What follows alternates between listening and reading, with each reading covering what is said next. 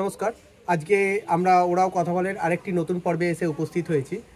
আজকে আমরা মূলত যে বার্ডটিকে নিয়ে আলোচনা করব এটি হলো একটি বেঙ্গলেজ ফ্রিঞ্চ।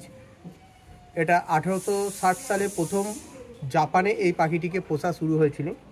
খাঁচায় বা এক্সোটিক পাখি হিসাবে খাঁচায় পোষা শুরু করে, তারপর আস্তে আস্তে চীন এবং গোটা বিশ্বে আস্তে আস্তে এই পাখিটি ছড়িয়ে পড়ে এবং আমাদের তথাকথিতভাবে বাংলাদেশ, ভারতে এবং আমাদের পশ্চিমবাংলাতেও এই পাখি কিন্তু এক্সোটিক হিসাবে পোষা হয়ে আছে বা পোষা হচ্ছে।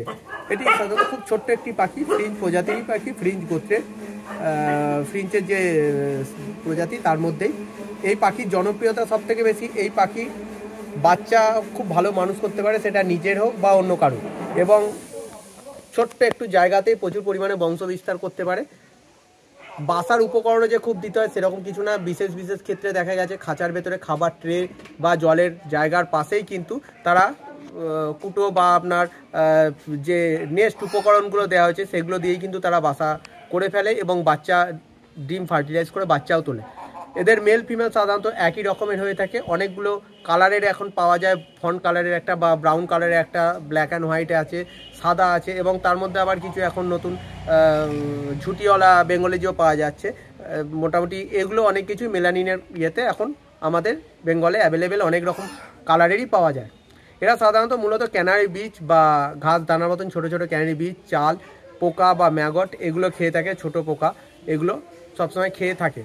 এবং আপনার আরেকটি বড় জিনিস হচ্ছে এদের ক্ষেত্রে মেল ফিমেল একই রকম হয়, শুধু একমাত্র চেনা যায় ফিমেলকে আকর্ষিত করার জন্য বা মানে ফিমেলের মন নিজের দিকে টানার জন্য এরা একটা ইয়ের ওপরে, আপনার দাঁড় বা লাঠির ওপরে যেটা থাকে তার ওপরে দাঁড়িয়ে নাচার মতন টিক টিক টিক টিক করে বাঁশি সুরে ডাকতে থাকে এবং পা তুলে নাচতে থাকে।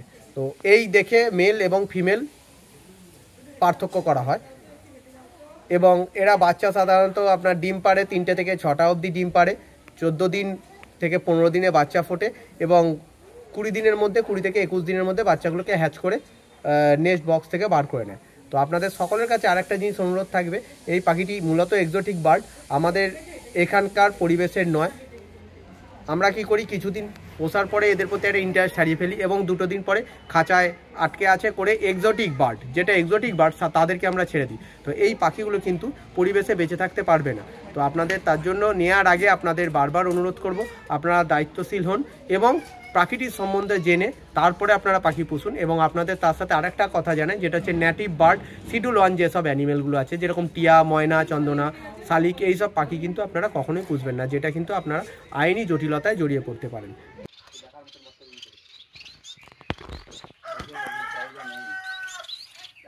মার্কেটটা বলতে কোনো কিছুরই জায়গা নেই, কোনো মার্কেটই জায়গা